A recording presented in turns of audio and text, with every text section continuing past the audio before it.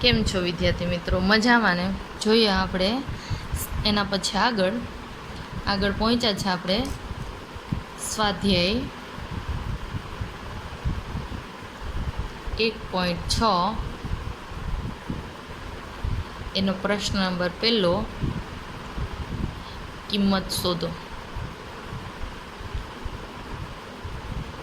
કોની કિંમત શોધવાની છે જોઈએ. રકમ આપેલી છે તમને 64ની 1/2. હવે અહીંયા તમને ખાલી તમારી પાસે આધાર અને ઘાતાંક જ છે અને કિંમત શોધવાની કીધી છે. તો 64ની 1/2. તો અહીંયા 64 આધાર જે તમારો છે એના અવયવ પાડવા. આધારના અવયવ પાડવા.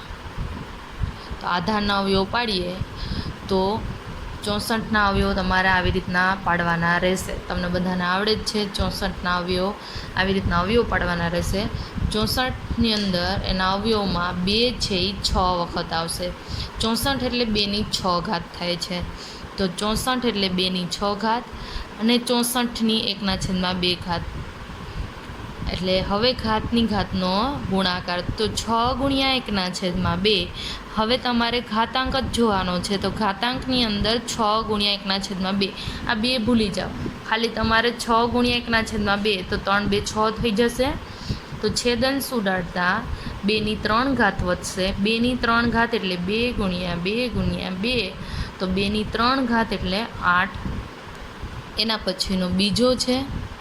બીજાની રકમ છે 32ની 5. હવે 32 મેં તમને આગળ કીધું છે કે આધારના અવયવ પાડવાના રહેશે. તો 32ના અવયવ પાડતા 2/5 મળશે અને એની 1/5 છે. સોરી, રકમમાં ભૂલ છે મારી. 1/5. હવે ઘાતની ઘાતનો ગુણાકાર એટલે 5 × 1/5. 5 દૂર થઈ ગયા એટલે મળે છે 2. આ મળી ગઈ છે કિંમત બીજાની. એના પછીનો ત્રીજો છે. તો ત્રીજાની રકમ છે 125ની 1/3. આધારના અવયવ પાડતા 5/3 મળશે અને એની 1/3. ઘાતની ઘાતનો ગુણાકાર એટલે 5/3 × 1/3. 3 દૂર થઈ ગયા તો 5/1 એટલે 5. આ મળી ગયા આપણને કિંમત. એના પછી ચોથાની રકમ જોઈએ આપણે 9ની 3/2.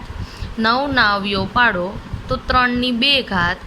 એની 3/2. ઘાતની ઘાતનો ગુણાકાર એટલે 3/2 × 3/2. 2 દૂર થઈ ગયા તો 3/3. 3/3 એટલે 3 × 3 × 3.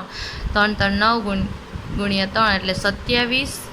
આ મળી ગયા આપણને કિંમત. એના પછીનો પાંચમાની રકમ છે 32ની 2/5.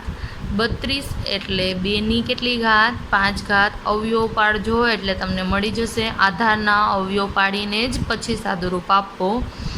એની છે 2/5. ઘાતની ઘાતનો ગુણાકાર એટલે 2/5 × 2/5. 5 દૂર થઈ ગયા એટલે કેટલે વધશે? 2/2. 2/2 એટલે 2 × 2 એટલે 4 થશે. આ મળી ગયો આપણે પાંચમાનો.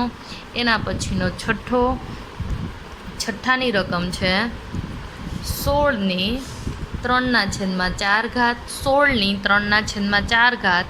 16ના અવયવ પાડો એટલે 2 છે એ 2/4. એની 3/4. ઘાતની ઘાતનો ગુણાકાર એટલે 4 × 3/4. 4 દૂર થઈ ગયા તો 2/3. 2/3 એટલે 2 × 2 × 2. 2/3 એટલે 8. આ મળી ગયો છઠ્ઠો. એના પછીનો સાતમો. એની રકમ છે 125ની -1/3. એના પછીનો આઠમો છે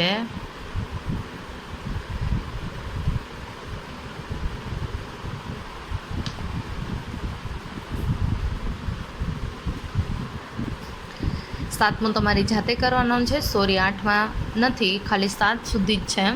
આવી રીતના તમારે કિંમત શોધવાના સાથે 7 દાખલા પ્રશ્ન નંબર 1માં જ કરવાના છે.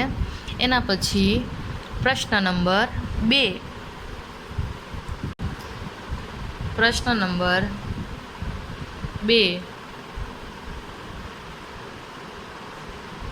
સાદુરૂપ આપો. પહેલો દાખલો છે 2/3 ઇન્ટુ 2/1/5. અહીંયા તમને જે ટપકો આપેલો છે એનો મતલબ કે બંને વચ્ચે ગુણાકારની ક્રિયા છે. તો અહીંયા આધાર સરખા છે, આવી રીતના છે 2/3 ગુણ્યા 2/1/5. આધાર સરખા ત્યારે અહીંયા તમારા બધા ઘાતાંકના નિયમોનો ઉપયોગ જે આપણે આગળ ભણીને આવ્યા છે તેનો કરવાનો છે. આધાર સરખા તો ઘાતાંકોનો સરવાળો, આધાર સરખા ઘાતાંકોનો સરવાળો તો 2/3 પ્લસ 1/5. આવી જ રીતે જ્યારે ઘાતાંકોનો સરવાળો તો તમારે ખાલી ઘાતાંકનું સાદુરૂપ આપવાનું છે. આધાર તો તેને તે જ રહેશે. તો ખાલી ઘાતાંકની અંદર સરવાળો આપેલો છે અને 2/3 ને 1/5 એટલે આવી રીતના છે 2/3 પ્લસ 1/5. હવે આનું સાદુરૂપ તમને આપતા આવડે જ છે કે જ્યારે 3 અને 5 ને અહીંયા સરવાળો કરવાનો છે, છેદ છે એ 3 છે અને 5 છે, તો બંનેના છેદ સરખા કરો તો જ સરવાળો થશે.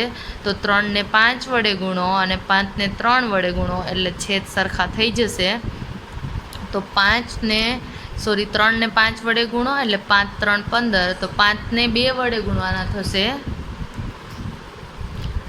તો 5 ને 3 વડે, તો 5 ને 2 વડે, તો 2 વડે ગુણો એટલે 10 અને 3 વડે ગુણો એટલે 15. અહીંયા 5 ને 3 વડે, તો 1 ને 3 વડે, તો 3/15 વચ્ચે શું છે પ્લસ છે. હવે બંનેનો છેદ સરખો. તો અહીંયા હું ડાયરેક્ટ તમારે આ જે બધું છે એ રફ કામમાં કરવાનું રહેશે. ડાયરેક્ટ મૂકી દઉં છું. છેદ છે એ 15 અને અંશ છે એ 10 ને 3 13. તો આ મળી ગયું છે આપણને સાદુરૂપ 2/13/15. આ છે આપણું સાદુરૂપનો જવાબ. એના પછીનો બીજાની રકમ છે 1/3/3 અને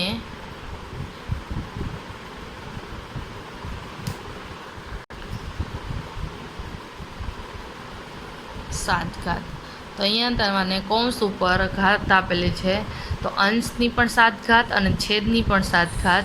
તો અંશની 7 એટલે 1/7 અને છેદની 7 એટલે 3/3/7. આવી જ રીતના 1/7 એટલે 1ની ગમે એટલી ઘાત હોય, જવાબ શું મળવાનો છે તમને 1 જ. અને છેદની અંદર ઘાતનો ગુણાકાર એટલે અહીંયા તમારે છેદની અંદર 3 છે ને એની 3 છે અને ઘાતની પણ 7 છે એટલે ઘાતનો ગુણાકાર એટલે 3 ગુણ્યા 7. તો અહીંયા 1/7 3 21 એટલે 3/21.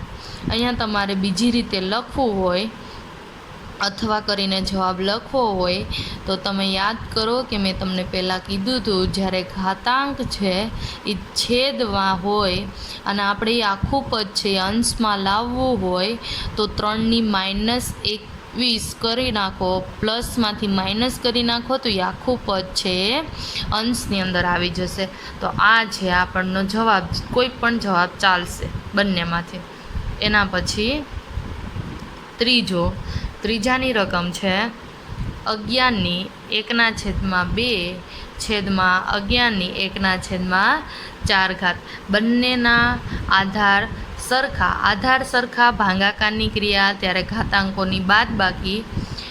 તો 11/1/2 માઇનસ 1/4.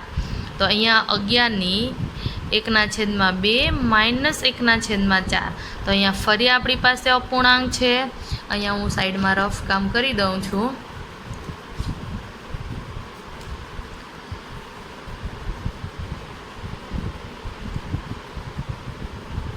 1 1/2 માઇનસ 1/4 આવી રીતના ઘાતાંક છે. તો અહીંયા 2 છે, 4 છે, બાદબાકી ક્યારે થશે? છેદ સરખા હોય ત્યારે જ. તો 2 ને 4 કરો એટલે 2 વડે ગુણવા પડશે. તો છેદને ગુણો તો અંશને ગુણવા પડે. તો 2/4 થઈ ગયા, અને અહીંયા 1/4. હવે છેદ સરખા થઈ ગયા તો મૂકી દઈએ. 11ની ઘાતાંકની અંદર છેદમાં કેટલા મૂકવાના છે? 4, અને અંશની અંદર 2 માઇનસ 1. 2 માઇનસ 1 એટલે 1. આ તમારે રફ કામમાં કરવાનું રહેશે. આવી જ રીતના 11ની 1/4. આ મળી ગયો આપણને સાદુરૂપ. એના પછીનો ચોથો હે 7ની 1/2 ઇન્ટુ 8ની 1/2. આ બંને વચ્ચે ગુણાકારની ક્રિયા છે. અહીંયા જો તમારી પાસે આધાર સરખા નથી પણ ઘાતાંક સરખા છે, તો ઘાતાંક સરખા છે તો કોમન કાઢીએ. તો અહીંયા 7 ગુણ્યા 8 અને બંનેનો ઘાતાંક કોમન નીકળી જશે. તો 7 ગુણ્યા 8 એટલે 56. તો 56ની 1/2. આ મળી ગયો છે આપણને સાદુરૂપ. અહીંયાથી તમે આગળ કિંમત શોધી લ્યો તો પણ ચાલશે, અહીંયા સુધી રહેવા દો તો બી ચાલશે. આવી જ રીતના આપણે ચેપ્ટર નંબર 1ની અંદર 1થી 6 સ્વાધ્યાય પૂરા થઈ ગયા છે. એમાં વચ્ચે મેં તમને અસમય સંખ્યાનું સંખ્યા રેખા ઉપર નિરૂપણનું કીધેલું હતું કે લાસ્ટમાં આપણે કરશું, જે તમારે ગ્રાફ પોથીની અંદર આપેલા છે ને ગ્રાફ પોથીની અંદર જ કરવાના છે. તો હવે આપણે લાસ્ટ કરવાનું છે અસમય સંખ્યાનું સંખ્યા રેખાઓ પર નિરૂપણ. તેની રીત શીખશું અને પછી ગ્રાફ પોથીની અંદર આપણે ગણતરી કરશું. પછી આપણે સ્વાપોથીની દાખલાઓની ગણતરી કરશું. અને પહેલાંના લેક્ચરના જે વિડીયોની અંદર સ્ટાર્ટિંગની 5 મિનિટમાં જે અવાજ નહોતો આવતો તે 5 મિનિટનો વિડીયો મેં ફરી અપલોડ કરી દીધો છે, તો જોઈ લો.